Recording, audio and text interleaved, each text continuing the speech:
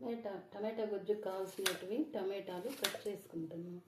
ఇలా దీంట్లో కట్ చేసుకుంటే అన్నీ ఈవెన్గా ఒకే సైజులో వస్తాయి. టమాటా కట్ చేసినవి చాలా బాగుంటుంది. దీనిలోనే ఉల్లిపాయలు కూడా కట్ చేసుకుంటే చాలా బాగుంటుంది. ఈజీగా కూడా ఉంటుంది మనం కట్ చేసుకోవడం. చెక్క పనిచేసేయచ్చు దీంతో.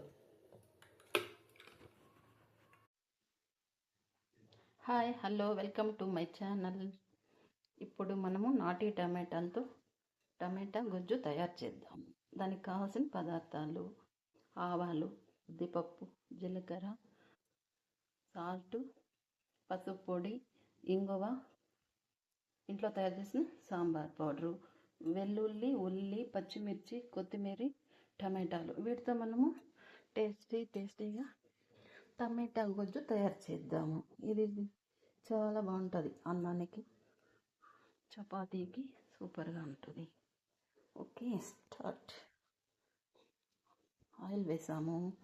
ఆయిల్ వేసిన తర్వాత ఆవాలు, జీలకర్ర, కొద్దిగా మినప్పప్పు వేసి దూరగా వేస్తాము.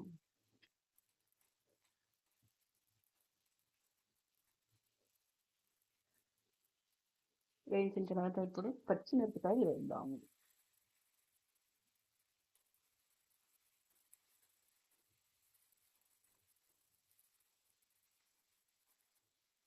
పచ్చిమిరపకాయలు వేసిన తర్వాత ఉల్లిపాయలు వేద్దాము.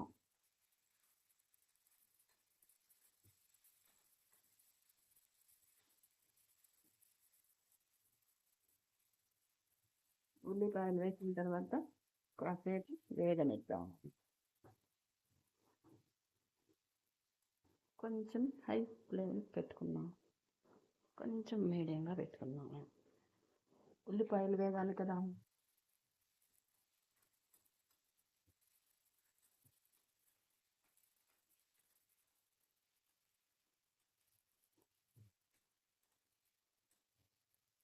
ఓకే, ఉల్లిపాయలు వేగిన తర్వాత ఇప్పుడు వెల్లుల్లిపాయలు వేద్దాము.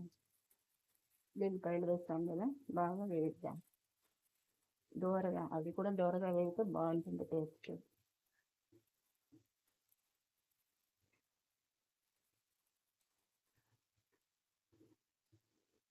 ఇప్పుడు కొత్తిమీర వేసి వేద్దాం. ఆయిల్లో కొత్తిమీర వేస్తే చాలా టేస్ట్గా ఉంటుంది.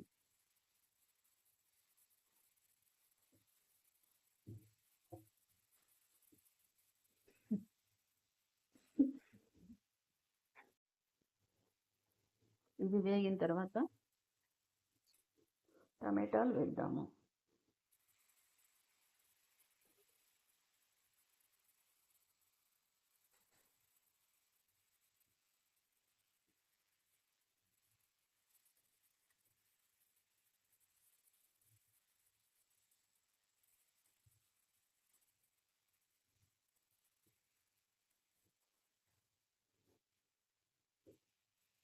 ఇదంతా బాగా కలిసేలాగా కలబెట్టి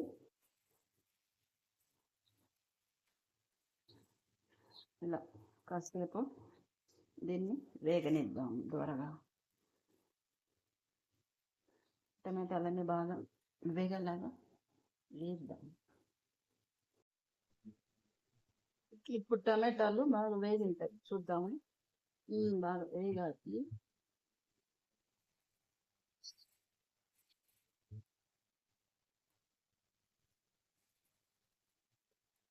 దీనిలో సాల్ట్, పసుపు, మసాలాలు అవన్నీ వేస్తాము. వేసి కలబెట్టేసి మళ్ళీ సిమ్లో పెట్టి ఇంకో 10 నిమిషాలు వేయించామంటే ఎంతో టేస్టీగా ఉండే టమాటా బజ్జీ రెడీ.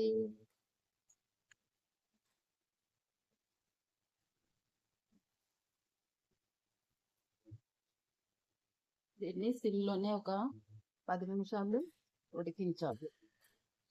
ఉడికించామంటే ఎంతో టేస్టీగా ఉండి టమాటా బజ్జీ రెడీ. ఎంతో టేస్టీగా ఉండే టమాటా గుజ్జు రెడీ.